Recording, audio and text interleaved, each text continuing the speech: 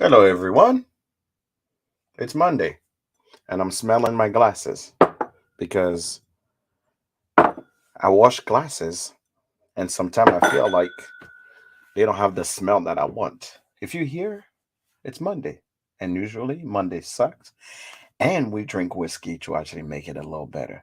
If you're joining me on YouTube or Facebook or now Twitter officially, you are here for the show and the shit show or the good show, depending on what we have on this. Today, we also have a guest. It's going to be a very, very, very, very, very interesting show because this guest is special.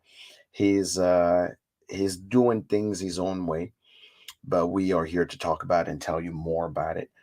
But this show doesn't happen without our in-home Jean-Claude Van Damme, the man with all the tattoos possible, the one and only Karate Kid that never actually did karate. Wax on, wax off, Wax, motherfuckers. that's all he can do. Wax on and wax Wax off. on and wax off. What up, brother?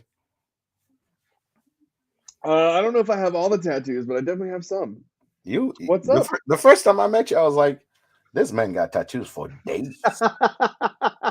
And this coming from somebody who doesn't have any. So you already know for you you're my superhero already when it comes to tattoos because See, so you base it off of because you don't have any, and I base it off of I everyone I know that's tattooed is tattooed more than I am. Even Rebecca's tattooed more than I am. So there's that story. oh yeah. But Oh I'll yeah. take it. Yeah.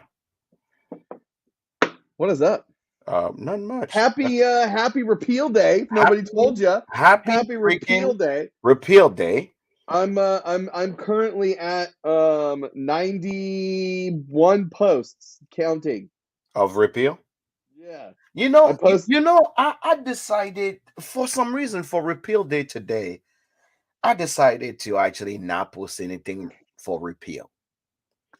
For some reason, my black DNA kicked in today, and I woke up and I checked the internet to say what was in historical times there you black go. people history during prohibition. Okay, okay. And the reading that I've done did not make me happy Damn. because funny thing is I saw more article that talk about how black people actually were part of the temperance movement and actually were part of pushing prohibition because the suggestion by a lot of black leaders at that time is that alcohol made black men weak and suggested the massa to make them more dull and more easy to manipulate by drinking. Holy But that shit. was debunked by Booker T. Washington, who wrote by saying that he prohibition has affected not only black neighborhood but also white neighborhood. So it's one of those things that I was on a plane all day. I was in Mm. Atlanta finishing Afrofusion this weekend. So it got me to just start thinking in 1910, pre World War One all the way to middle World War Two, was it a good thing that I should rejoice about? And I'm at the end, I'm like, you know what? The people that should be very happy about prohibition are distillery Mm. and people that are producing the whiskey Mm-hmm. because that was the day they could actually legally do what they do. But I veer in that corner thanks to ADHD. My brain veered immediately into let me see who are the real bootleggers that did what they do. That is not Al Capone because most people watch like Al Capone all the time. I'm like, no, let me see other people. And one of the craziest thing is I've learned through the history is things that people did during prohibition to conceal alcohol. That was probably the best read I've done. Like they say, bootleggers wore cow shoes, you know, or the ladies that will wear their fur and have like big old flask to What about the did you see any of the stuff where the delivery trucks were disguised like yeah lumber trucks? yeah but as lumber truck and as the cement trucks Yep. for stones. So you kind of you have to know immediately that as human we are resilient. We Mm. we are people that will find a way. So it was just my moment of pondering on finding a way to make something work, even when is not, it shouldn't work a certain way, Sure. you know, Sure. which bring me to our first segment of the show. What are we drinking? What are we drinking? What do you, if you're here and you're following us and you are on the show right now, what are you drinking? Mm. I want to hear So it. even though I will say this, even though I feel like our guests tonight, we're gonna drink a lot of good whiskey. Yep. I'm kicking it off with this just because I haven't had much whiskey today. Yeah. And I figured Have you why have you not? had have you had the Gatsby? This is better. Okay. Volstead is better. I will say that. So I will go you're on record. saying the Volstead is better. I will go So on the record and two say Volstead I got in 2019, I should hold on to them. I would. I would. I personally, I just think it has more body, it has more punch, it has more flavor. Okay. The Gatsby's great. Don't get me wrong. If I'd never had the Volstead, I would be gun ho on the Gatsby. I Okay. would buy every bottle possible. But having the Volstead first and then going into the Gatsby, I had a hard time not comparing them, and I just like I like the Volstead better. So what, I'm not seeing comments here. Guys, what are you drinking? What are you Maybe drinking? no one's Let's here. hear it. Maybe they're all out drinking. Maybe Yeah, that's they probably out drinking because normally Cup Dog is already here, but yeah, he's not here right now. So there you let's go. see what It's gonna people be a are out light drinking. show this evening. Yep. That's fine. Uh, but Oh, there he is. There's the oh, there's the Jack hat. Daniel 10. There we go. There we go. Boone There's the County, table. Boone County 15. Okay. Okay. Boone County I 15. see it. That's a great repeal day pour. Yeah. Yeah. That's a That's a Craig Private Easter barrel. Barrel. Okay. Okay. All right, people are jumping in. You know what? We like we said, we're gonna start doing bonus points when our guests come on, and if you guys are drinking what the guests have, and if you're having it, then that time we're gonna have the guests maybe send you a little sample rule of something Ooh. cool. So if you bonus point if you're drinking what we actually are having, if we having a guest on, bonus point if you're drinking what the guest has. So me, I'm gonna warm up my palate with some me.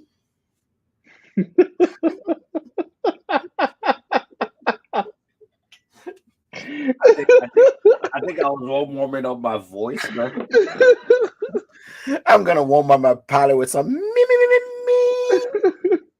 What's up, Tim? I love Tim's last name because Oh my god, dude. yeah, Absolutely. because that last name is as French as he comes. Yep. Baudreau is like the Frenchest name you can have ever. Ooh, an 82 granddad. Yeah, There you go. yeah, I like that. Some So national distillers granddad. absolutely. So let's jump in so we can get our guests in and out. Let's do it. If you guys are here, no one gets the bonus point for drinking what our guests have so far. But our guest is I know the company, but I don't really know the company. That's really what it is. Like I That's know fair. everybody, it seemed like everybody knows who he is, Mm. but you don't really know him. So I think this is an opportunity to start asking all the questions. Because I remember the first time I talked about like the brand, they're like, oh, those are some Hollywood people that are just trying to come on a whiskey market, right? That's what I was told immediately. Mm. So there was a little bit of negative connotation that just jumped in there, and I'm like, okay. But I talked to the guy; he's just the coolest dude ever. Mm. Like, Agreed. it's like I'm good. Like, so it's one of those things that, which now remind me, I'm gonna send Pablo, the man, the myth, the legend, which I also thought was weird. His name is Pablo, and he's trying to sling some whiskey. Is it Escobar? Know, I had to find his last name to make sure. But from Rare Carter to Fortuna, and now more things coming out. He is one of those people that have understood the Mm. importance of acquiring barrels and the importance on putting a brand out there and sick labels too. That's actually Mm. where he got me. Amazing sick labels. Uh, I have a friend of mine in the comment also that also have his own label. I'm sure people like Pablo inspired those things as well. So, ladies and gentlemen, let's welcome the man, the myth, the legend, Mr. Pablo, Form, Rare Characters, and Fortuna. These What up, man? those two. Yo, what up? What's good? Yo, what am I drinking? Yeah, what are you drinking? What are you drinking? I'm drinking 143.7 proof obliteration. Holy You know smokes. what? I saw that thing came in, and I wish I could be there to grab a bottle. I I, I never actually sign up for. I don't sign up for things on the internet, but I signed up to be eligible to get one of those. I appreciate it. Thank you. The It's truth it's is barrel proof, so we do need to actually jump in, and I love when there's a hazmat kind of bottle. But I'm gonna start the right way. I'm gonna start with the first ever of your bottles that I've ever tried, which was your it was your straight bourbon whiskey. Was selected for Hatchet Hall. Hot Hall, yeah. Yeah, yeah, Yeah, Hatchet. that one was proof down a little bit. So I think it's 107 if I Yeah, remember correctly. 107. That's Yeah. one. So I'm starting there. That's where I'm starting. So, Pablo, tell us who you are and why you here. So my name's Pablo Moy. I am one of the co-founders of a company called Rare Character Whiskey. I've been a whiskey collector for a good part of 20 years, and then started a company called Rare Character, which turns one December 22nd of this month. So Holy smokes. we're almost a year old. You're already a year in. Yeah. And yeah, the in my collecting days of grabbing old bottles, the on the back labels you always see a lot like, oh, this Chapin and Gore is known for its rare character. It does this stuff for cocktails because of its rare character. I kept seeing it over and over again on all the back labels. So I was like, it's the company's called Rare Character. So because it also fit in with the mantra of what I wanted to do was to identify interesting barrels that tell stories and then release those barrels, because I find that they have rare character. Because what, in my opinion, what's happening now is, bourbon's growing, right? It's going globally, it's going hard. So there needs to be a lot of consistency with the big companies, like Elijah Craig needs to taste like Elijah Craig everywhere in the world and certain things. But I think there's a little room for someone like me to just have a lot of fun and mix it up. And that's where I'm at.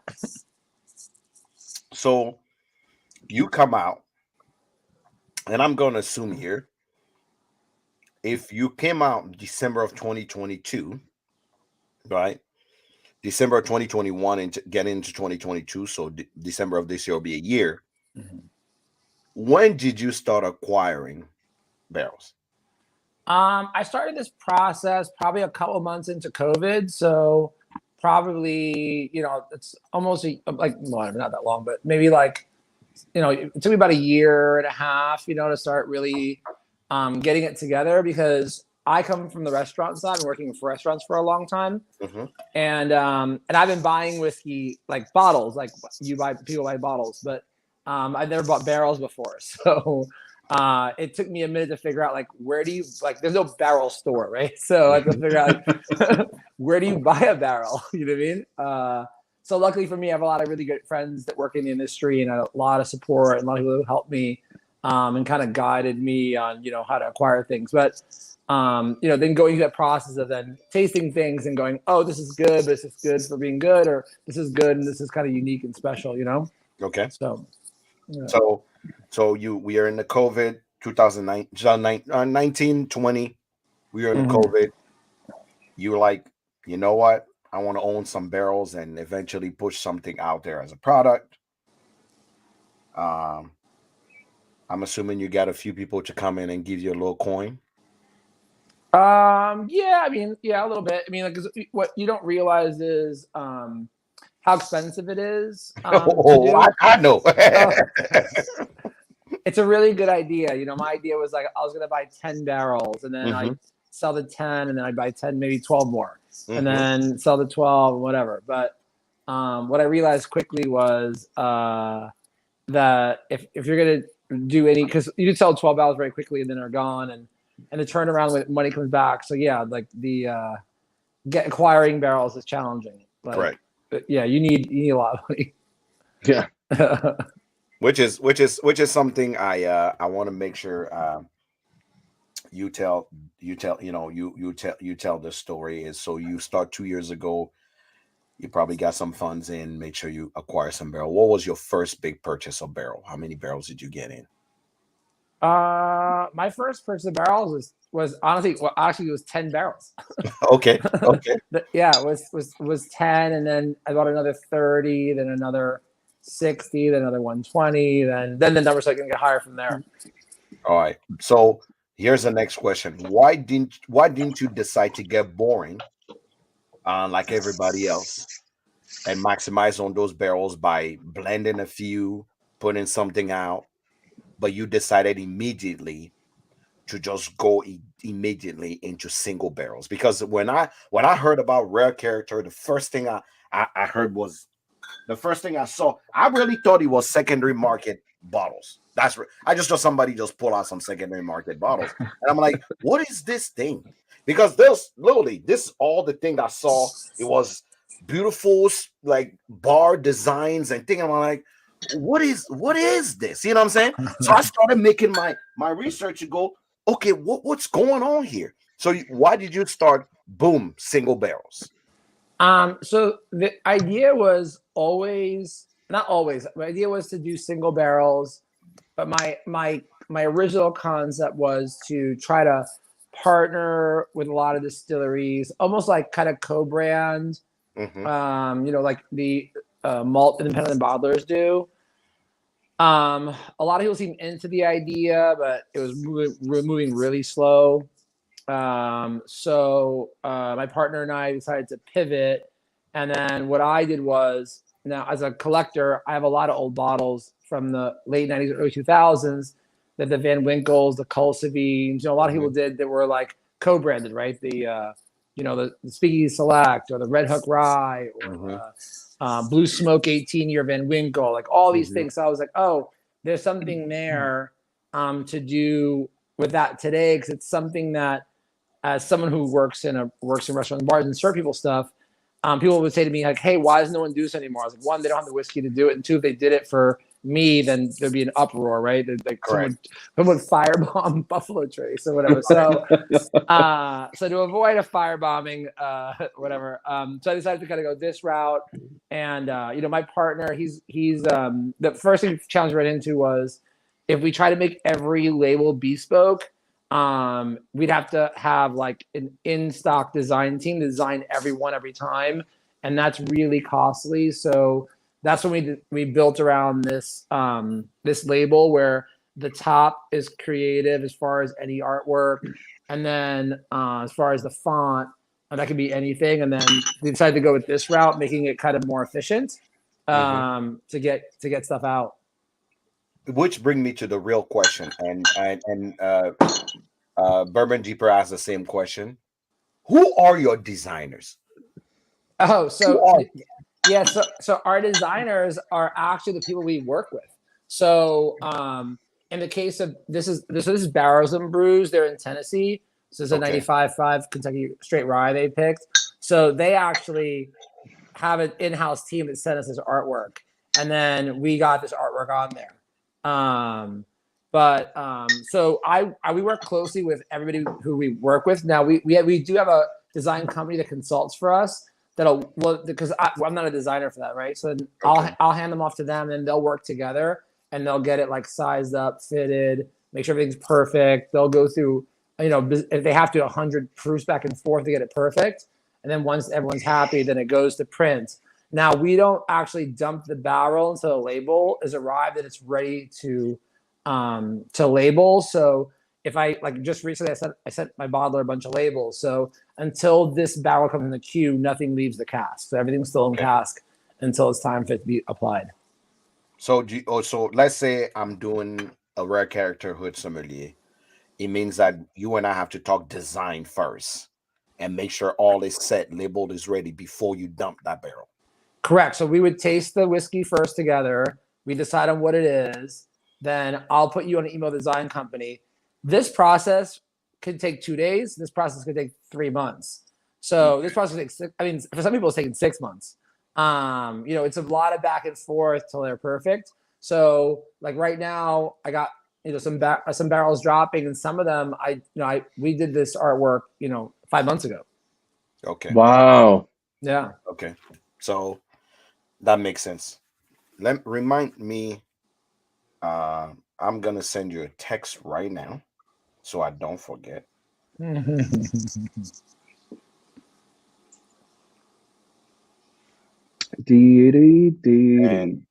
gonna send you text.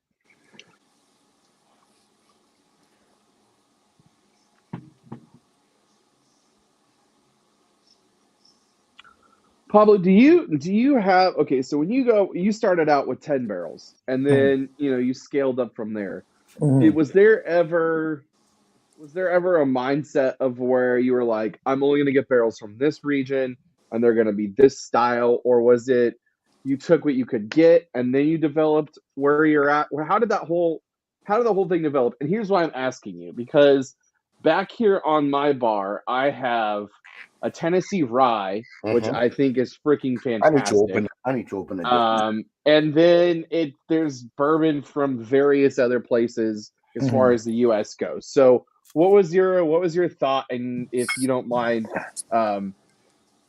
indulging us on how that whole went, if you don't mind? No, I don't mind at all. So in the case of the Tennessee rye, so it's a 95.5 rye distilled in Tennessee. But it's aged in Kentucky though. Okay. I tried it, and the first thing I thought of, I was like, wow, this is not at all what I expect from a Tennessee rye. This and if anyone here watching, if you guys are really into like those high end grains like Kilcurran, Girvan, Caninvi, like Strathclyde, it almost hit those kind of notes for me. It felt very far from what I expect, which is like spearmint, dill, usually, the things that are most common. And It's I was very like, wow, fruity. yeah. And I was like, wow, like this barrel says rare character, Sure. And Okay. then I found some, for example, I have some bourbons that are Indiana that are, some of them are red wax. Oh, Jack just had one. Yeah. So now that was I'm trying to open it. Oh, it's really easy with a wine key. I should perform one. I swear, if it's give a wine key. I have a wine key right here. That's what I'm holding. That's how I open it. So those were distilled in Indiana, but then they were aged in Tennessee in a kind of a little modest little warehouse. Now, what's really interesting about Tennessee is I was in Nashville, I don't know, months ago, and my wife's from Puerto Rico, and we got off the plane. I was like, "Oh my God, are we in Puerto Rico? Or we're in Nashville." You know what I mean? Because it gets very, very sticky, humid there, like tropical. It's almost like it almost mimics tropical aging, and then you go to extreme cold. So as a result, it kind of mimicked the whiskey to make it a little different from what I expect when I drink a lot of 36% rye MGP barrels, and I was like, "Wow, this is so cool! It's so different." And then so on and so forth. This rye is a 95.5 Kentucky barrel entry with 120. The yeast is super fruity. So when you nose it, it noses like a wheated bourbon. It comes in like a wheated bourbon, and then the mid to end, that's when the 95.5 rice is coming out. So it's almost like it plays with your mind. And I find that super fascinating. And they're almost 7 years. These are all almost 7 years old now, which is super cool because there aren't a lot of Kentucky 95.5s of that maturity available. Sure. So yeah, the idea is always like to find things that are interesting, to tell great stories, that taste cool, that like kind of like play with your mind. Like I almost want to like just surprise people. You know what I mean? Like, oh, I would expect this, and you try like, wait, what is this? You know what I mean? Yeah, no, yeah, that's definitely. I will say I can definitely contest as far as the stuff that I've had from you so far.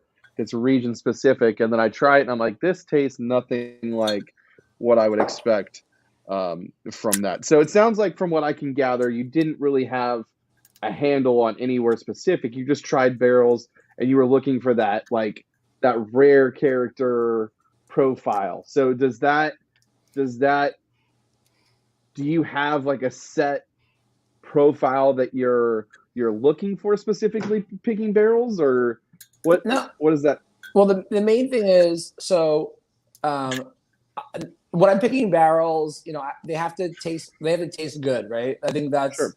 that's a great start right there. Has to taste good, and then from tasting good, then when I try them, like I'm like, okay, does this barrel have a story? You know what I mean? Because I think that's the biggest challenge that I found when people were coming to me, when I was buying alcohol from restaurants and bars, like, oh, I have this whatever brand. And then what it comes down to is just, MGP whiskey, or it's just this, and there's not much more to it. So with me, it has to be really good. I don't put out anything unless it tastes mature. Like nothing you've tasted from mine should taste grainy or young, or, you know what I mean? Like, everything has to taste mature. I have stuff that's older. Like I have stuff that's over 5 years old. It's still drinking 3. So I won't bottle. I just refuse to bottle it. You know what I mean? Like I can't do that to my people. You know what I mean? The Chestnut Club. Okay. Oh, you opened the Chestnut Club. Okay. Yeah, that's what I'm having right now. That's this one. The Chestnut Club. So I realized that the one that I've seen mostly, maybe recently, a more private club. You started with a lot of restaurants. Yeah, I was originally mostly selling to restaurants and bars. Mm-hmm. 'Cause I have a lot of relationships there, and there's a lack of availability for barrels for restaurants and bars, because all the barrels, I think, from the bigger companies are moving more towards like bigger stores, and retail stores. So there's definitely I think a missed opportunity there. But now I'm a little bit everything. I don't know. I don't necessarily say, oh, I really dedicate any energy to anyone, and just like as people reach out to us and our bandwidth to deliver it, we'll get it to you. You know what I mean? Yeah, I mean that's rad. So it sounds like you don't look for any specific profile, but stuff that's like off profile. So like you were talking about Tennessee whiskey, and I mean I think this playground is such a great example of that, because this is a 5.5-year-old Tennessee rye whiskey, and it doesn't taste anything like either one of those things. So So rare character, we are looking. So rare character, we are looking for weird. If the whiskey is weird, we want it. Yeah, because I think there's a lot. If you think about it, right? I look behind both of you. You guys got a lot of whiskey behind you. You know what I mean? Mm-hmm. So what you and I think a lot of people are looking for is something you don't have on your shelf that tastes good. And there, the whiskey, these whiskey changes or these off profiles, they happen in every warehouse with every company. But what they end up doing is blending them into bigger batches, and those little unique things get lost because they don't want to put out weird little things. They just don't have they don't have the bandwidth to do it. And I mean, think about even the smallest, biggest company. If they do a limited release, it has to be thousands and thousands and thousands of bottles, and it still feels very like not a lot. You know what I mean? That makes sense. Matt asked another great question. He said, "Are the true sources of where you're getting your product disclosed, or are we just talking states of origin?" Yeah. So I actually say, okay. So when I buy barrels, or with anyone buys barrels, there's always an agreement. It's like buying anything, because at minimum you're buying a Honda. You know what I mean? Or you're buying a BMW, you're buying a Lamborghini, or you're buying a mansion, depending on what you're buying. So it's a lot of money being wired. So when I'm in that deal, people will say either yes, you could say where it comes from, or no, you can't disclose where it comes from, or there's always like a stipulation there of what we can communicate. One thing we can always say is state of origin, but unless there's no agreement, I communicate to everyone where it comes from. It's just I can't always use other people's trademarks. So, for example, this 95.5 right here on the back, it says distilled in Kentucky, aged in Kentucky, Asian New Charred Oak, bottled by Rare Character. This is actually distilled at Barside Bourbon Company. I haven't asked if I can use their trademark, but I know I can say it's from Barside Bourbon Company. So, or something's from MGP, but no one actually puts MGP. I don't. Well, some people do on a label. I think you get permission I to think do they it. just distill in Indiana. I think that's Lawrenceburg, Indiana. You'll see a lot of times, or just Indiana as well. Or Indiana. So if I can communicate it, I say it, but it's hard to like get it to say it in detail on the back label, like distilled at this place, distill that, I don't know, whatever. So I try to make it uniform to make it efficient because we're putting out so much. Sure. And it's confusing on the back end, the printing, because we're running at any given point like 6 different 95.5s from 6 different sources, and yeah. So now that we came back full circle to label, I want to ask something that kind of got asked in the chat earlier, and the conversation changed and didn't get a chance to come back to it. How are you able to have, essentially so many different labels? You have all this stuff back here, but not have approval from TTV. Like, is there some loophole? Is there something you're not having to do? Like, no. It's the same thing as when you used to buy Elijah Craig barrels and you used to submit your artwork on the front. Except that my artwork, I just made mine a lot bigger because I'm not trying to sell Elijah Craig.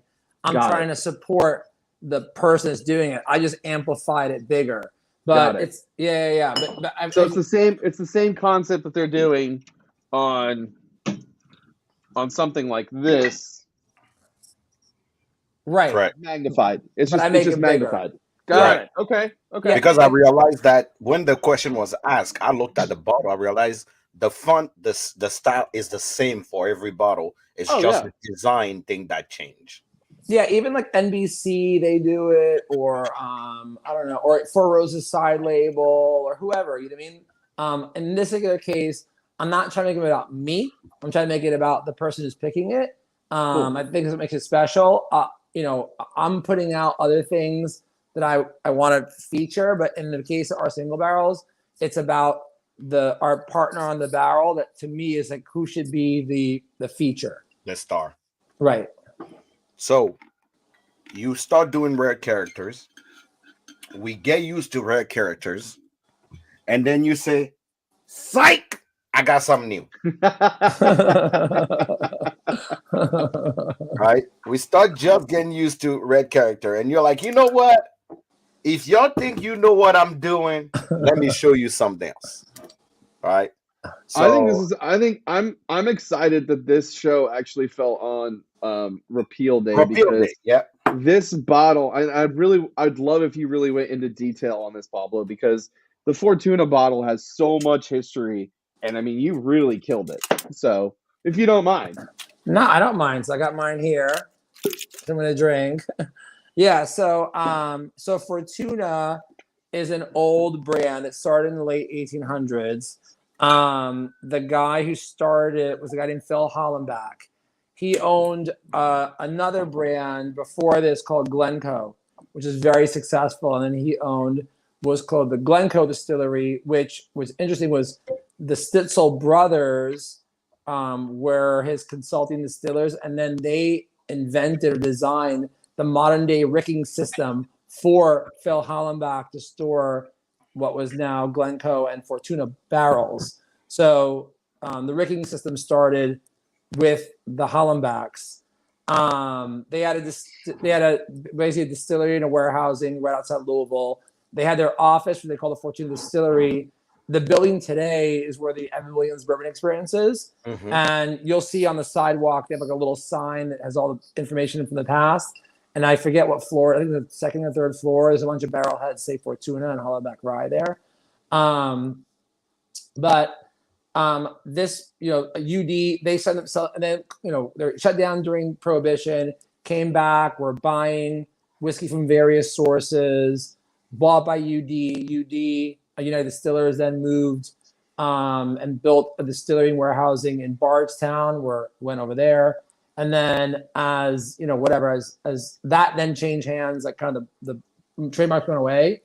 I've for years been a big fan of Glencoe whiskey and Fortuna whiskey as someone who like collects old bottles. Like I love Old Forester. There's so much old stuff that I really love. I love really old IW Harper. There's a lot of things that are really the things that attract me when people are like, oh, I have this old dusty. Like I know I drink so much of that I know the ones I like, and Sam, I'm sure you're fine. The ones you're moving towards. Sure.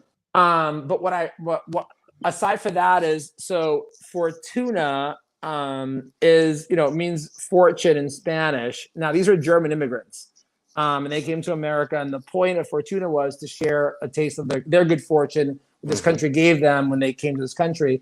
And me as a Latino, I love it because it like literally translates from English to Spanish, like the word taco. You know what I mean? Like you say taco, people understand. You say Fortuna, same thing. So I was like, oh, dude, and I love the label, and I love how it's reflective it is. I love the artwork. I love everything about it. So, yeah, I brought it back. Yeah, I mean, you gotta. I mean, let's like really dive into this label though, because I mean, you really went all out as far as for some what it reason, used to look I feel like you got something to say, Tim. How about you come out and just say Yeah, say it, Tim. it? No, because I think you were looking for Pablo to say something, but he's not saying it. No, it's identical to the original label. From like the sheen on the label to the tack strip on the label, to the back of the label, even to like the glimmers in the shine, the shimmer on the label. Yeah, I mean, you went all out. Everything's identical. Except where it says rare character, it would say either Phil Hollenbach Distilling Company or it would say Glencoe Distilling Company. Other than that, everything's identical. Now the back would have been framed in, and then my partner on the design side decided to cut it out. But other than that, this scroll, all the writing, everything's identical to the original label. Like identical. Yeah, it's pretty gnarly. Like if you go back, I mean, anyone watching this right now or watching the recast, you can do a little history and look this up and look at the old, and it like he said, it is identical with a few things that he changed just a little bit. Like you did change the top. Oh, right. A little bit. And it's got bling. You see that? It's got that sheen. It's got that bling. And if you touch it, that little tack's got texture on it. Yep. It's embossed. Yeah. Yeah. It's sexy. Let's talk about the nose of this whiskey. That's the one thing that always got me with this whiskey. What is up with the nose? What did you put in this whiskey for it to have this? Going to your grandma's house, her handing you some mint candy that you definitely know she kept somewhere in her purse for a little bit, and she just handed it to you, but you are going to eat it anyway. What is it about? Like even the nose take you back, like old school. I think it's funny that you said generic mint candy because I get generic butterscotch candy that came in that like gold cellophane wrapper. Oh my god! I'm gonna grab a bottle. Hold on. But yeah, it's funny that you brought that up, Jack. It's like everything about this. The nose is probably the most intriguing thing about this. I got an Old Harper, identical nose, almost identical nose. Tim, I'm gonna be in Kentucky this weekend. I'm gonna bring this. I'm gonna come see you. Let's go. We're gonna get.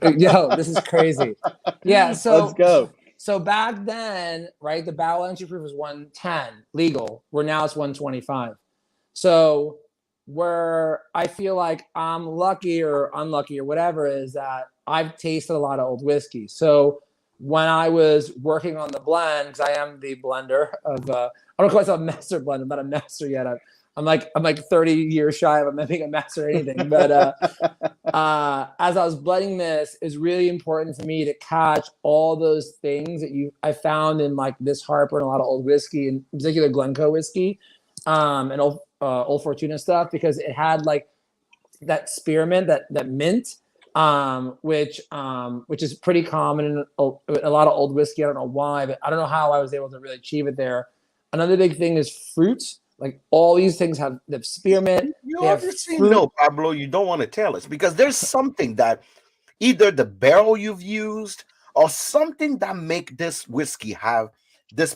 It's like it's almost undeniable. I hope you don't put this whiskey in something I judge. I would literally say this is Fortuna. I would put it out. Yeah. Well, it's there's a lot of this stuff happens in the blending process, but yeah, I mean, like I could actually I'll throw this Harper in there and you think it's Fortuna, or there's some other things I don't want to say, but yeah, I could throw in and the thing is it's a matter of just playing with it, nosing, tasting barrel, nosing barrels, and then trying to put together. It's almost like a jigsaw, like a puzzle. You know what I mean? Putting the pieces together. Like it didn't always work. It's this constant tinkering. I can nose this whiskey all day. Like the first time I had it, I believe it was who poured me. I think I don't know if it was Tim. It's probably me. Yeah, he was. Yeah, It's you were still probably me. at the place at that time, and you pour me some, and I'm like, okay, and that I just opened my bottle. I knew what it tastes like, but once this is open, it's gonna be gone. Which actually bringing me to the point of it is, yeah, there's not a lot of it around. Yeah, there's not a lot of it around. There's not a lot of it around. Why? Yeah, Why, Pablo? I'll tell you. So I'm still setting up my national distribution network. So I'm only in like 11 states. But also I don't have lots and lots and lots of barrels. So it will be in the short term, sadly, something that won't be on every shelf, but I hope to change that and make it more available. But right now, my limitation is distribution and, more importantly, barrels. And I'm setting back a lot of barrels because I want to do much older versions. Correct. So that for me is key. And then there's some barrels that for me feel a little, because not every barrel is the same, right? They're a little off their profile that won't work on this. So those might end up in something else. But my thing is like, to be true to form. And yeah, I like, this may sound really dumb, but my best descriptor of this is bourbon-y bourbon. It's just bourbon-y bourbon. It's just like, it's just bourbon. It's that sweet corn. It's that fruit. It's classic nose. It looks like a duck.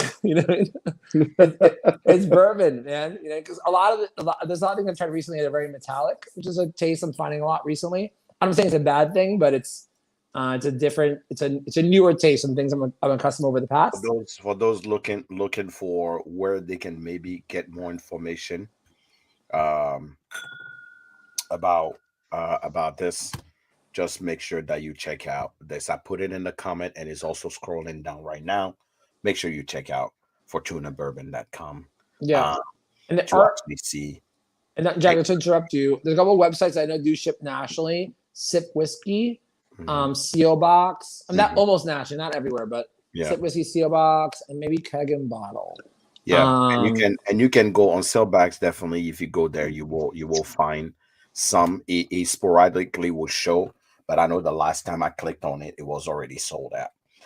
Because this Fortuna is more like if you know, you know, and 100 for sure is one of those proof that either is cold or is hot. It opens up really well. I've actually tested Fortuna with some water just to see if I break it down to 98-ish, what will I look like? And that's where I knew something about the barrel choice you've made. Make this whiskey actually stands on its own. If Fortuna will be what I would describe as a daily sipper, definitely as a daily sipper. If you're somebody who's looking for something to be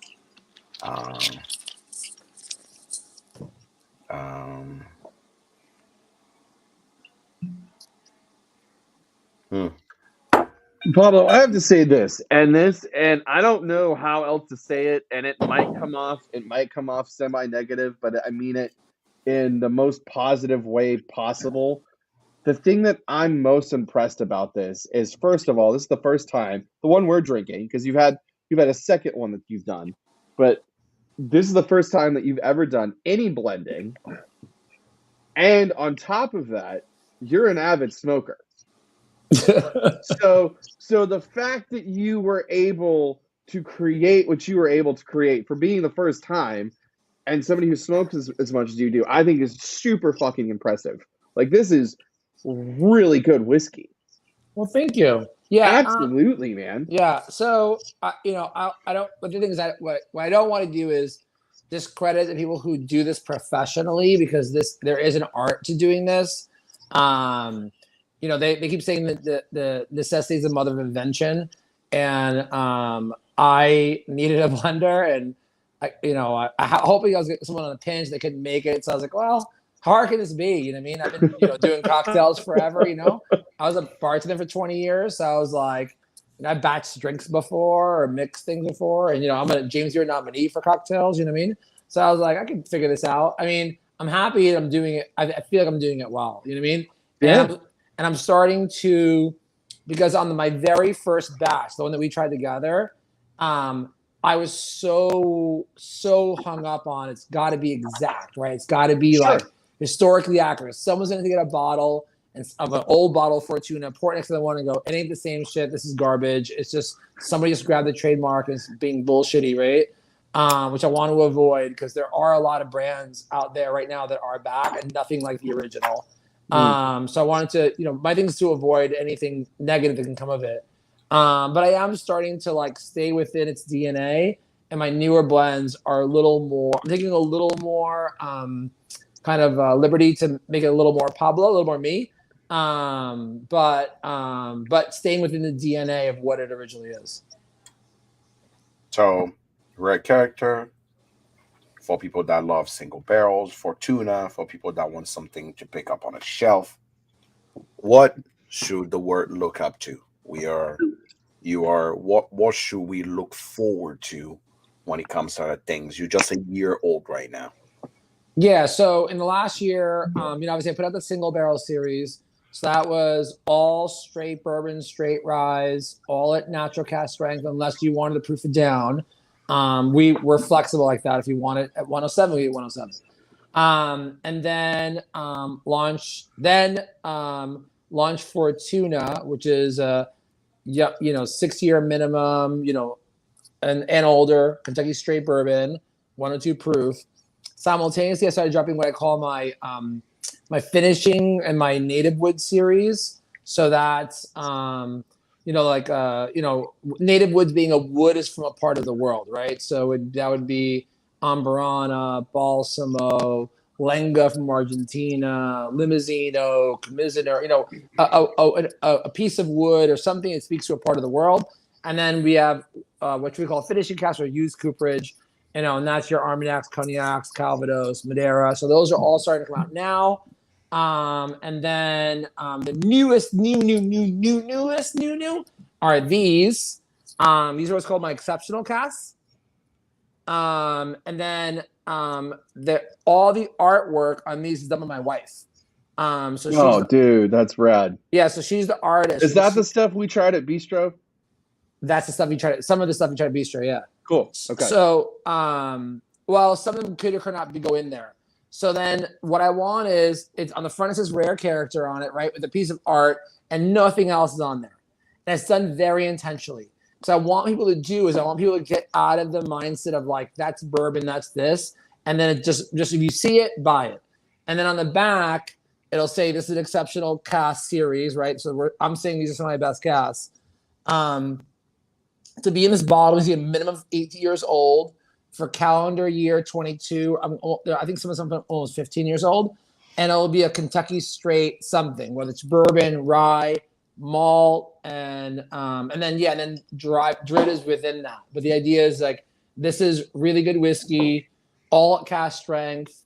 That malt, yeah, that Kentucky, I will say that Kentucky straight malt if anyone sees that, grab that. That stuff was freaking incredible. Yeah, that's what this one is. This one's Yeah, going. that was outstanding. This is an 8.5-year-old, 131.26 proof, 8.5-year-old malt, and now it's Kentucky straight, right? So it follows all the rules.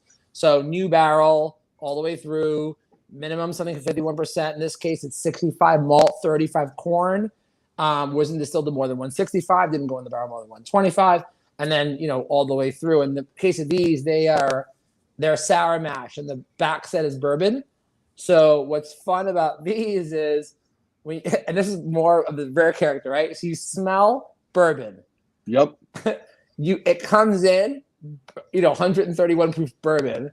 The mid starts to change and the finish develops differently. So the other day, on Saturday, I had an event and someone goes, dude, what'd you finish this bourbon in? I go, I didn't finish anything. It's straight. And like, what is it? Straight Kentucky malt. It's like, fuck you, Pablo. Don't make me like malt. Don't fucking make me like malt now. So yeah, I mean, they're real dope. So I'm excited about these. And then, I have stuff coming soon, like after the new year, where some of them, like traditional malts, would have been finished in, let's say Macallan, right? Macallan 12 is all the roast cherry finished. Mhm. They don't sell it, but it is. So my thing is to take this bourbony malt and do some finishes or you would be familiar in some of the Scotch malts and see how those kind of worlds meld together, which I'm really excited about because they're already tasting really good. Like really, really good. They're good straight. They're also really good. That's something I'll be curious to see because most of the people I know like single malt. It's hard for them to come into bourbon, but they always appreciate when it's a little sweeter on the bourbon side. So it's good to know. Tim, any other question before we let our host go? Our guest go. When you gonna be here again? Oh, I get in on Friday morning at 9 a.m. Go see you soon. Yeah. So yeah, I gotta run into Central Kentucky to do my thing, and then I'm around Saturday, Sunday. Cool. So you are a California kid, aren't you? I am, well, not Hollywood, but no, I'm born. So my parents immigrated from Colombia and Venezuela. I was born in Queens, New York. I moved to LA into 01 after 9/11 because I got laid off and couldn't find a job, and it was a very difficult time if you worked for hospitality to make money because they were honoring people's jobs based on seniority. And I couldn't find work, and I remember trying to go to job interviews, and there was a bomb threat 10 stations up, and I was stuck between stations for 3 hours. I missed the interviews. It became, for me, unlivable. So I moved to the furthest point from New York, which ended up being California, because it's literally the furthest point other than Hawaii. And then I've been here ever since, and with a bad situation, for me, a very great situation because I found, like my career path and then I started this. So this is where I live. But I don't know. I'm Hollywood. I'm just Pablo. All right. Pablo. All right. Thank you. Thank you so much for coming on. But you don't leave our show without the last question we ask. What is the last question? Advice that doesn't not suck. Advice that does not suck. This advice can come from your mom, your grandmother, your drunk uncle, your motivational speaker, your life guru. But we need one advice that does not suck. Something that you believe in, you live by, you tell your own kid or anybody one day. Something that you truly have at heart. Okay. Here's my advice that does not suck. So, like I said, my parents moved from South America, and I grew up very, very, very poor. And we were on no-frills cereal, whatever. You know what I mean? Like I worked, as a handyman. I've done all these jobs, but the one advice I'll say is like I never made an excuse, right? I cannot stomach excuses like, oh, well, I would have done that, but my mom didn't hug me enough as a child, or I would have done this, but whatever. You know what I mean? Like, so my thing is like, if there's something you're passionate about, Like, don't make an excuse. Don't ever what I don't want to know from anyone is say, hey, it's something I wanted to do and I didn't do it because, you know what I mean? If there's something that you really want to do, something you're passionate about, go ahead and do it. There is no excuse. Like nothing, there's nothing geographical that will prevent you. There's nothing of your race that'll stop you. If you have a handicap, that won't stop you. No matter what it is, if it's something you really want to do, nothing can stop you but yourself. It's a decision that you either get out of bed or you don't. You know what I mean? And I live by that. And I've crawled through a lot of challenging points in my life, and still like nothing of this is easy. But what I avoid doing is ever making an excuse for myself or other people as to why I didn't do it. I don't know if that's a good advice or bad, but it is my advice. Never make an excuse. And there Just you have it. just do it. Whatever it is, your dream, whatever it is, just do it. Just do it. Just do it.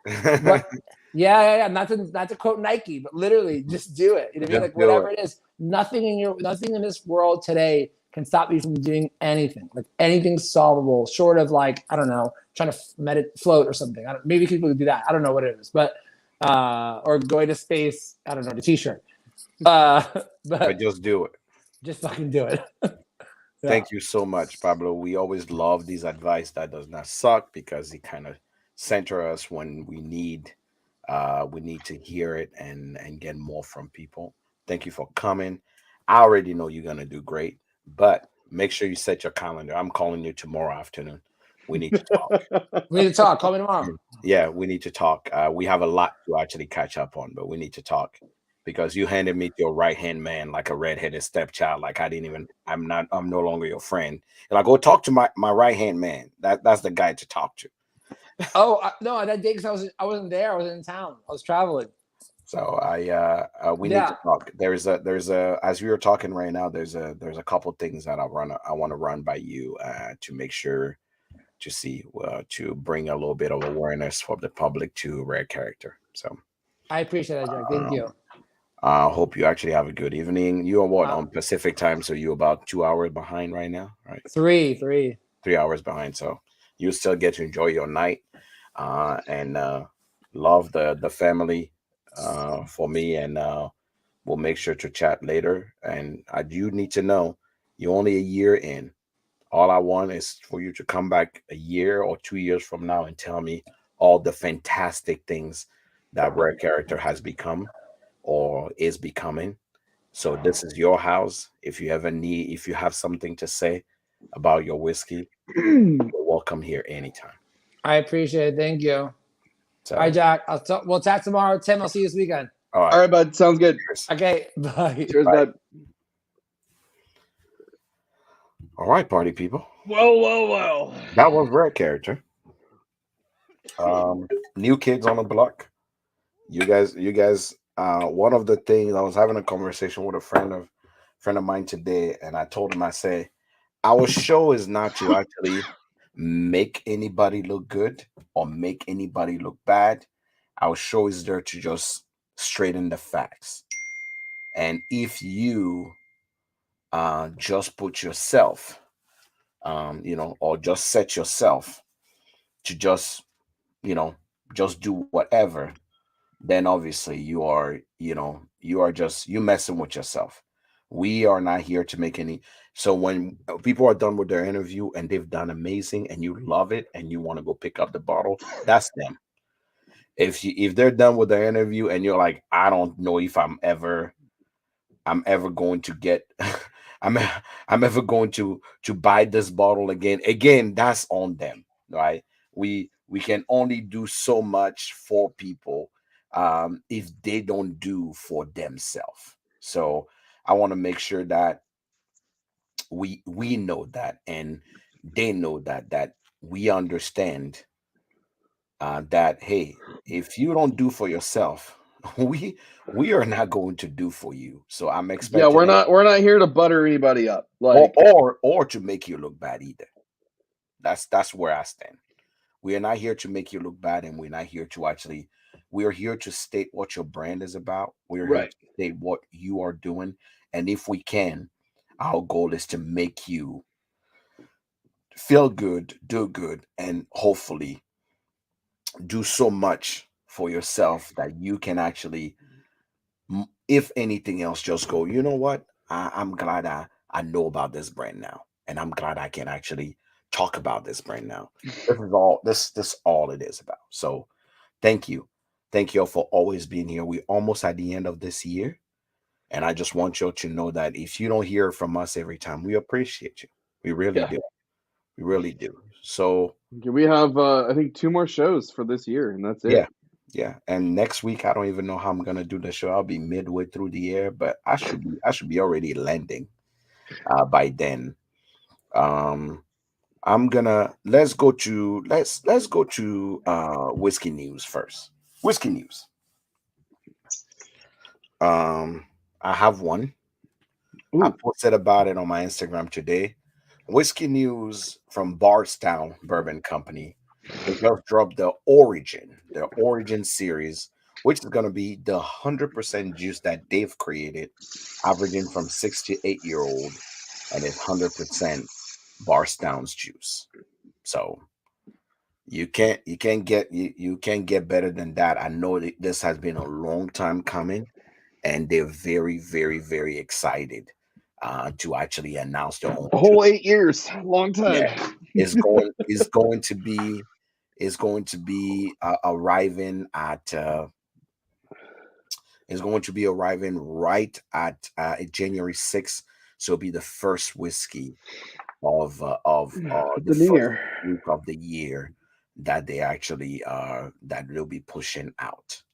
Another thing that is coming, another news that I actually had was uh there is some news that's going to come out of Ardbeg for some reason. They are going to push some Ooh. new stuff out that'll be quite interesting. Hmm.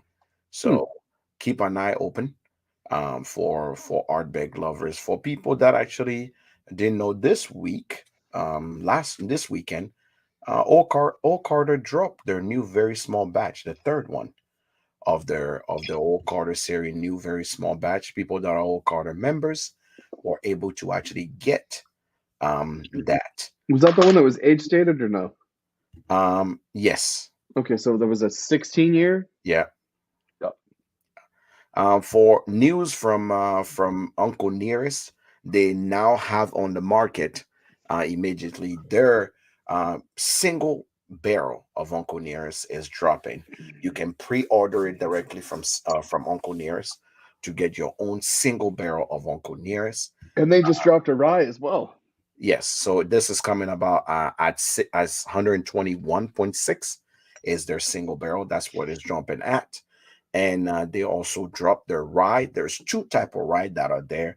At the distillery, they have some barrel strength rye, and on the shelf they have the regular 100 proof rye that they actually just dropped for you guys. So if you're a fan of that, make sure you actually grab yourself one of those to actually amplify your party and get yourself some new stuff. Great news from Glenfiddich. Glenfiddich is dropping their major older stuff, 30, 40, and 50-year Glenfiddich Holy that are smokes! dropping on the market. Obviously, these are things that you and I cannot afford, but it does not hurt to know about them because we all eventually want to be able to afford those bottles Just and want to those drink them. things. Um, News also out of news from Smoke Wagon. Smoke Wagon released the regular small batch Smoke Wagon, but holiday edition. If you're a fan of Smoke Wagon designs, the holiday edition is here. Is have a Christmas bottle on it. The guns are on green and a little bit of Santa Claus play on it. If you like the Halloween version of it, this is the Christmas version of it. This is their small batch of the Christmas version that they're dropping. Is actually it dropped the Bottle and Bond Rye and the Holiday one dropped December 5th. That was one on Monday. That was today. Today. Today at noon. Day at noon is when it dropped. Usually those things sell out really fast. So you just never know when. News from also from news from Barrel. Barrel dropped the holidays edition barrel on the market today.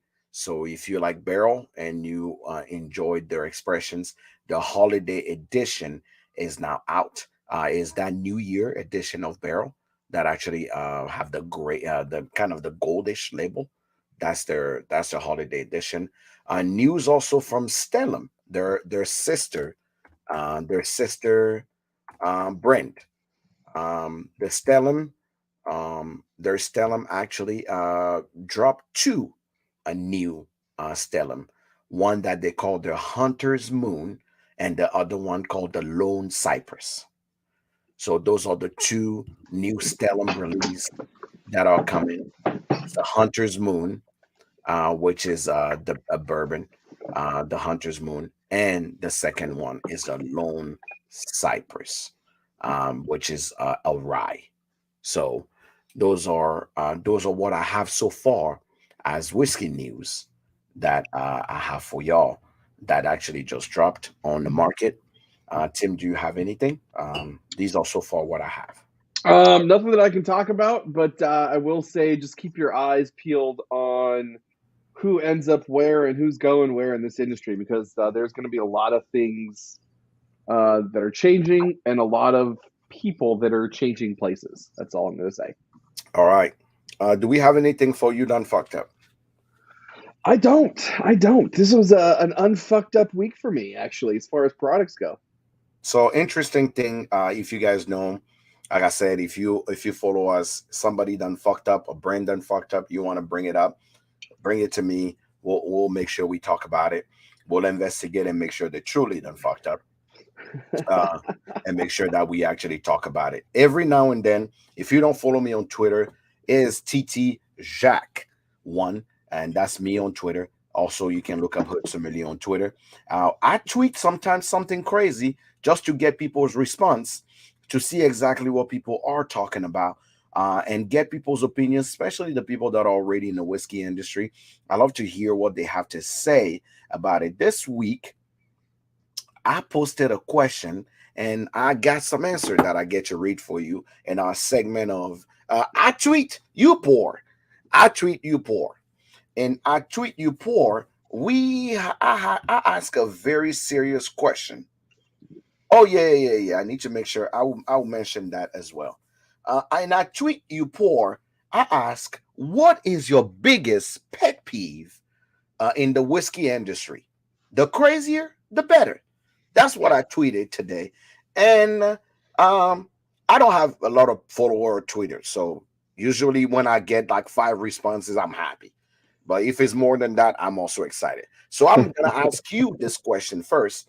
The question I tweeted this week is, what is your biggest pet peeve in the whiskey industry? I will take the answers and I can display your comment. But meanwhile, I'm going to actually, in this segment of I Tweet You Poor, tell you. The first one that came through is from literally this person said, quote unquote, collectors.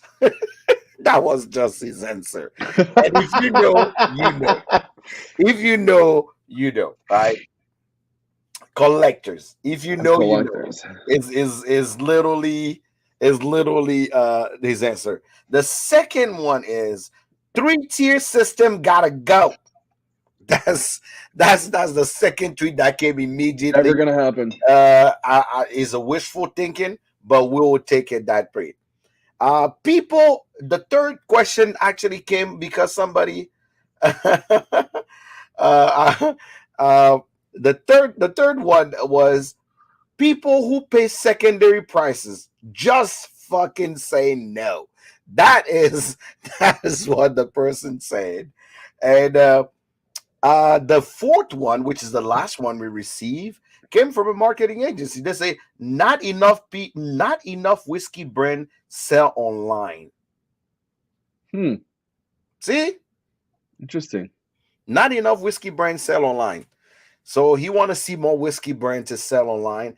That's my argument with a lot of me. I will agree with that when it comes to There's too many fucked up Scotch. rules out here. Yeah, when it comes to Scotch, I don't feel like enough because I love my Scotch. I have to wait for it from other places. But let's see what our audience here is saying about that. What's your biggest pet peeve in the whiskey industry? First one that came in is secondary. I think it's almost everybody biggest pet peeve. It has its place, but it is everybody's usually a major comment that come through. The second one, which is interesting, I actually believe Jack Daniel got got got this one right. Not enough 375. I think this is actually a really good thing that a lot of people don't actually bring up. But I wish some bottle came in 375 just in case I hate it. Just in case I hate it. Or just in case I fucking love it. Now I'm going to go buy 2 bottles because I can finish my 375, sample my 375, and then go get it. Sometime I'm like, okay, I buy a whole ass bottle and the rest of it just sits because I either didn't like it or I either just it wasn't on my palate. So now I have to, which I hate giving people open bottles. Now I have to like hustle someone to go, I didn't like it, but you're gonna have it, right? So that is one thing I actually say with that. When Jack Daniel came up with the 375, I thought this was just the most beautiful thing ever because I'm like, oh, cast strength 375. If you're like me, if I've tried that a long time ago, I would have known that I like Jack Daniel cast strength. I would have known that. I would have known that. So it's one of those things that 375 for me is amazing. You know, here's my biggest pet peeve. Yeah. Oh, golden labels. No. Neck pour. Not filling up. Oh, neck pour. Oh, neck pour. You need to follow me on Twitter. That would have been a good one to put on Twitter. Neck pour. Neck pour. That shit drives me absolutely batty. Who came up with that, by the way? I think it was something that just kind of started, and since there's so many new people in this, I think it just kind of just latched on and just became a thing. Like oh God, I could talk. If you're the person that brought out neck pour, I hope you have diarrhea for 3 days. If you're the person that actually made people believe that neck pour is a thing, I hope every time you go to check your notification, it tells you have no notification, but you have missed calls. I hope you that started the neck pour thing, I hope every time you order an Uber, you have to wait 50 minutes to actually pay the lowest price. I hope you that started this neck pour business, I hope every time you go to actually fly out, they delay your flight for no apparent reason. I hope you get the urge to fart in the middle of a plane, but you can't. I hope every time you actually go to pee, you can't pee, you got to come back and pee again. Because you did something that actually just is the word is. I wish 1,000 years of diarrhea on you and your people. Who did this? Like I don't know where it came from. It just went crazy. So it did. Here's some more. I hope use. I hope you get a paper cup cut on your tongue from a razor and a paper cup. I hope every soda you drink is already shaken up. Yes, I hope every soda you drink is flat. I hope every whiskey you try to taste literally tastes like somebody pissing it. I hope you never get a Friday off and you always work at a Fridays because it's always busy on Fridays. I hope when you go to church, the pastor points to you when he's talking about every bad thing human do. I hope the zipper in your jacket always gets stuck. I hope you zip your dingling down there when you try to go zip it. Oh, somebody got where I was dropping shit. I love it. I love it. I love it. I love it. Bourbon Dropout, you're my fucking hero. So, love you, bud. Yeah. you know, liquor store basically being secondary market. Yeah, that's true. Um, yeah, Instagram popularity. Oh my god. Oh my god. You know what? You know what? You know what? I need to say this because you brought up something that is violence, but it's not. You know what? That I need to talk about. I'm gonna make a video about the different type of people you see on Instagram. I'm gonna make another video of the different type of people you see on Instagram. I'm gonna make the video of I'm gonna wear a bra with no shirt on, and I'm Mm, gonna put the thing by the bra. mm. You got those people. Then we The like the thirst trap bourbon. the thirst trap whiskey person. But there's two versions of that. Yes, There's the person that does it, and then there's the person that says they hate it and they don't and do then it, they do and it, then they do it. and then they do it. Like that's the worst one. The worst one are the people that say, "I don't like people that actually thirst I don't trap like people on the that just internet." post their But let me bodies and show then you my this dress I wore with my booty in, and then let me take a picture of it. Like why? Then we have the big flexers.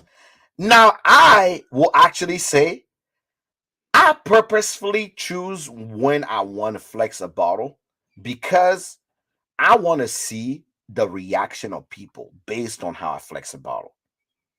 And especially it always has to do with when the bottle is spreading new. But what most people don't know, when a new bottle come out that is like sought after, is usually because it's from the email of the company that I'm posting it. here I'll do a bottle flex for you guys right now. You know what I'm Ready? saying? Here it is. I'll do it for you right now. We're gonna do it live, and you're gonna watch the recast, and we're Okay. gonna break the fucking internet. Okay? Here we go. Oh my god. Oh yes, bottle flex, right? Ooh. So another thing, or you know what? Do you want to know how somebody broke my ego a year ago to remind me that mm, following and being popular doesn't fucking matter? No, no, no. Like, do you know how the person did it? No. The person literally called me and invite me to actually go somewhere, and we sitting around, and a contest about to be made, and they're setting up things, and we were talking about whiskey, and we were talking about like deals that people are getting and whatnot. And the person asked me, do you know do you know how much this person get paid to actually just do this thing, like post this thing, or just talk about this thing? And I'm like, oh, probably, you know, about about I say $500, 1,000. That I know they get paid 5 grand just for this campaign, and I'm like, okay, 5 grand, why? And they're like, and you have more followers than them. And I'm like, what? Yeah. You have more followers than them. And I'm looking at them, I'm like, what are you talking about? They're like, it's not about the number of followers. It's really about what you are able to accomplish outside of the internet. The internet is just an add-on. The internet may be the getaway to it. Then the person reminded me that you can have 100,000 people following you. If you're not monetizing it, or it's not making any difference in your bottom line, no one gives a shit because the people are still gonna get their money. The people are still gonna get paid. People are still gonna flourish. And your ass just like, look at my 100,000 followers. You still ain't got shit. So you're popular for no fucking reason at all.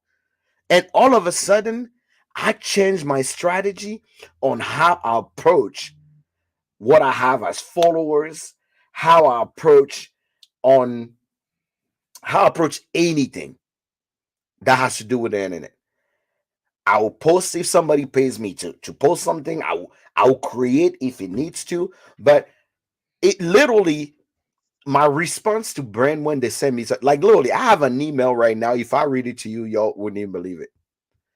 It literally start with, "We saw your Instagram. We really like your Instagram, and would love to send you this blah blah blah whiskey that was made by veterans that actually cry baby tears or whatever."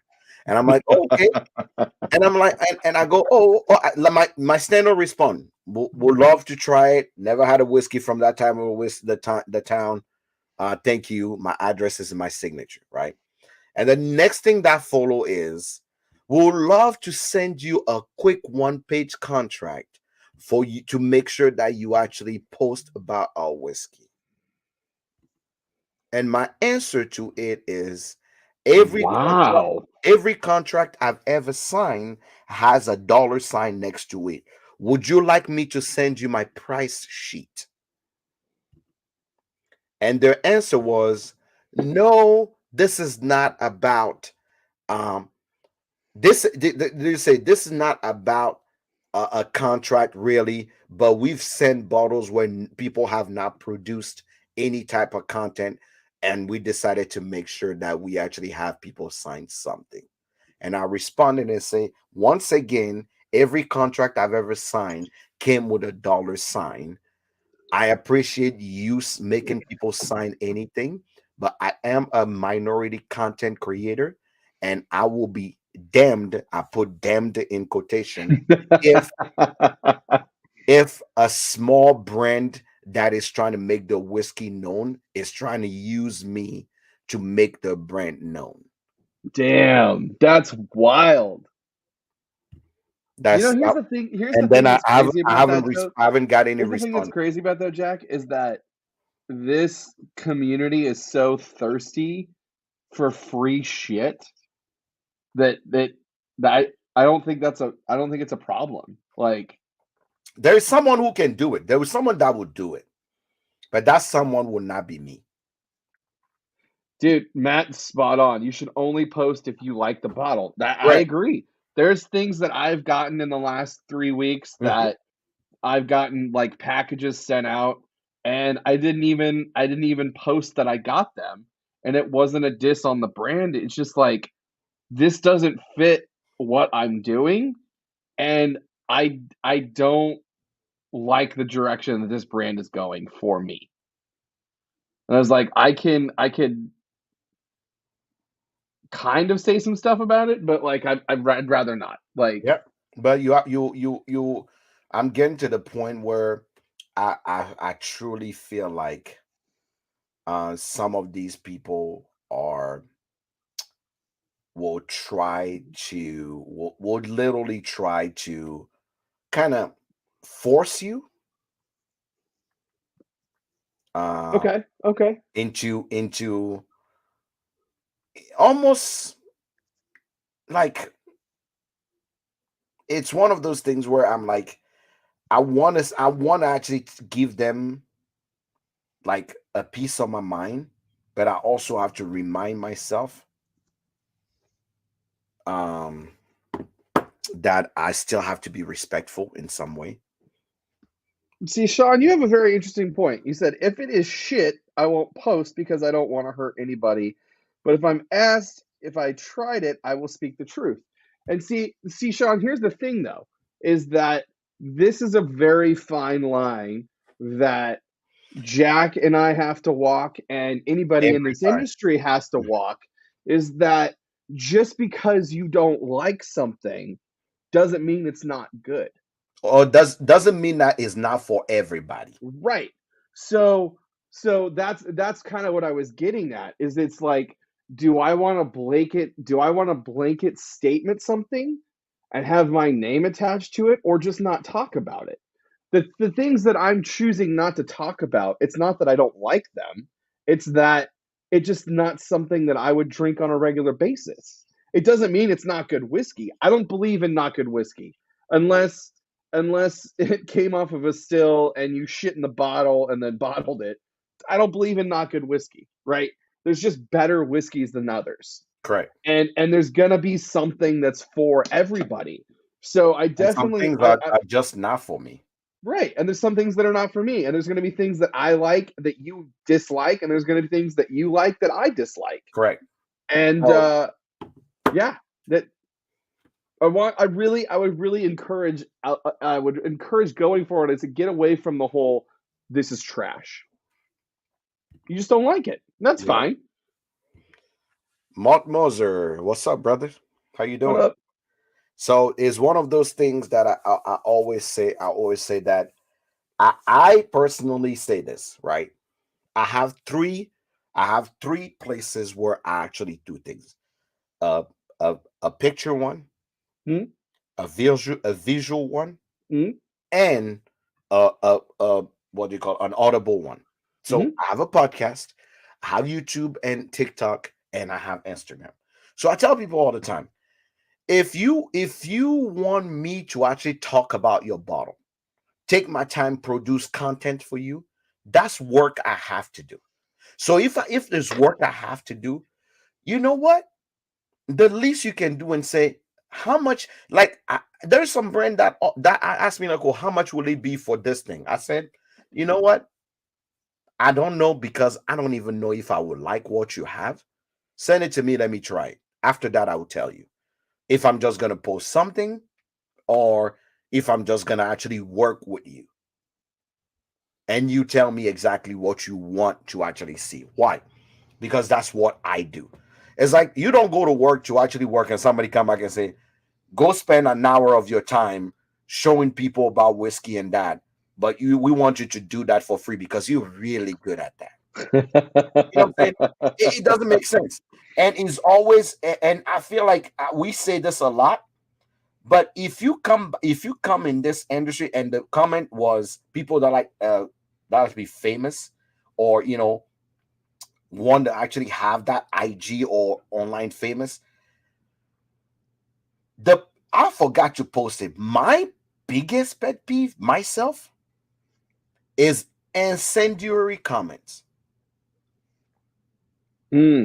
Incendiary comment. Like people know me, I choose violence all the time. But the one thing you cannot accuse me of is that I lie about anything to actually get attention. Hmm. Incendiary comment is my problem. Hmm. And there's two people in the industry right now that I look sideways right now. They have a lot of followers. They're new and they Hmm. have a big following that is following them. And they make incendiary comment just for the clout on TikTok and on Instagram. Hmm. And for that reason, I sit there and I go, it is fine and dandy, but if I as a I consider myself a whiskey professional, have Hmm. ever to work with someone, I will not give you an opportunity. And if a brand reach out to me and want to include you into something, I'll be like, oh, this person will talk shit about a brand without any founded clue, but turn around when you see some backlash coming and go, oh, I'm just joking. You know what the truth is. No one knows what if you have a platform and if you have an audience and Hmm. people follow you, there's the percentage of people that follow people online that actually know about whiskey or those things or spirit, the about 60% are new, maybe 40 know I would something, but honestly, half, Jack, I half would even argue that it's higher than that, but you're not right. far off.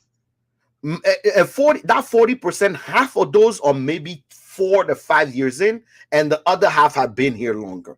So when Hmm. you walk in and say, oh, this brand is labeling everything the same color label, but it's the same juice, obviously somebody who is new will come in and go, oh, I've been following this person for a while. They have 100,000 followers. They must be telling the truth. So now you made an incendiary comment. But then, if someone like me that is quite sure of what I have to say, you never came and actually say, hey guys, I apologize. This is not what it is. Oh, we just joking. We just playing. Is an innuendo, is a play on word. No. So I would say there's so since many. since this show's conception, we've only had one retraction, and that was like a couple months ago. Yeah, but that wasn't, that was just And even, that wasn't that's a even correction. that was a correction, but I mean, even at that, like, But what we bring to the people, and we may not have 1,000 people following us on the internet, but I will tell you one thing: this show have never been about clout. No, And we not say at this a all. long time ago. It never been. If you follow us and you hear, it's because you're like honest truth conversation.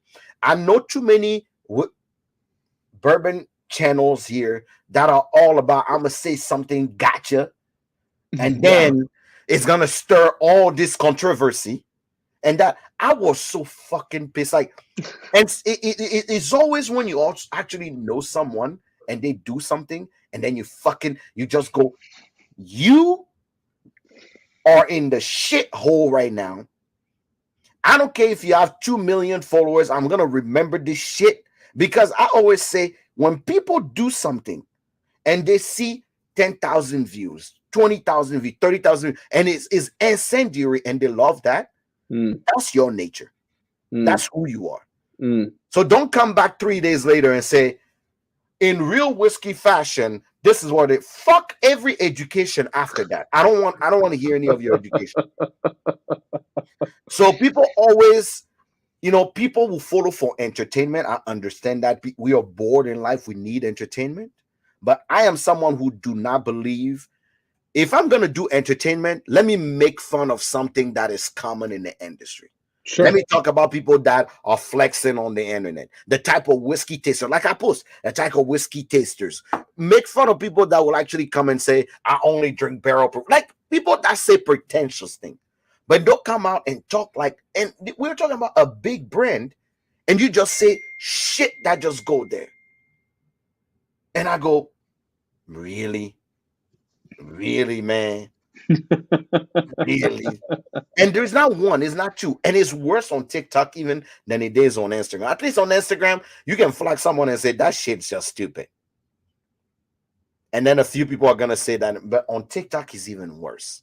So that was my rant of the day. Just to remind you, I have pet peeve too. But incendiary comment for me that are not founded because I take shit seriously. I take shit seriously. When someone that I kind of, I give you a little bit of respect, and then you say something and say it's the same thing. That there's some people now that clearly that been in the industry for a while, the joke is start coming out of, oh, you just a sellout. You a pay for play. Because then that person who post about a whiskey right now, people go, oh, how much did they pay you to talk about that trash ass whiskey? You hearing a lot of that, but what you do will show some time in the way you behave. You make a comment, people go, everybody tasted this whiskey, you say it's trash, you say it's in your top 20. Have you changed your diet? You know what I'm saying? Survey says this whiskey is trash. You come out and say top 10, that's what it is. Have you changed your diet? Did you eat something else that day when you were tasting this whiskey? Did you go back to it? Because it didn't make it anybody. If 90% of people are saying that this is not okay, I don't know where you make it in your top 10. But that's one of the reasons why I see those things as incendiary. And I feel like sometimes it's our job to keep brands honest, but we cannot keep brand honest when we start. We as content creators or whiskey people are starting to create propaganda just like in politics. With no founded proof, no nothing. I have 1,000 I have 10,000 followers. Let me say some shit. So educate yourself. So when you say something, people say, I respect what you have to say. So I have to say there's a few people in the industry that I respect. I really respect, even though some of them I never met, and I respect them because they actually are true. And they may sound boring, like our show is not too entertaining, but at least we give you the real facts and we keep moving. So if you don't follow me on Twitter, it's TTJax, JCQUES, Jacques, if for some people. And every week I post a question, a permanent question, or something interesting. And in our segment of I tweet, you pour, we talk about it. To close the show, do you have anything as upcoming news? Upcoming news. Once again, nothing I can talk about. Nothing you can talk about. See, you Nothing can't I can talk talk about anything. about. Uh, My lips are his seals. lips are My lips are seals. er, er. All right. So one thing I have to see, I'm thinking maybe a next week show, we may have to skip it and push it. I know these are our friends and I want to make sure we have it, but I'm thinking maybe we can have that show one morning. I want to have it in the morning. Well, Like that's kind of where I'm pushing for too. I'm It's funny that you're bringing this up because he's actually traveling as well, and he set it up so he can do the show where he's traveling. So, we can have a conversation off of the show about this and see what we can figure out. But I'm right there with you on that one. absolutely.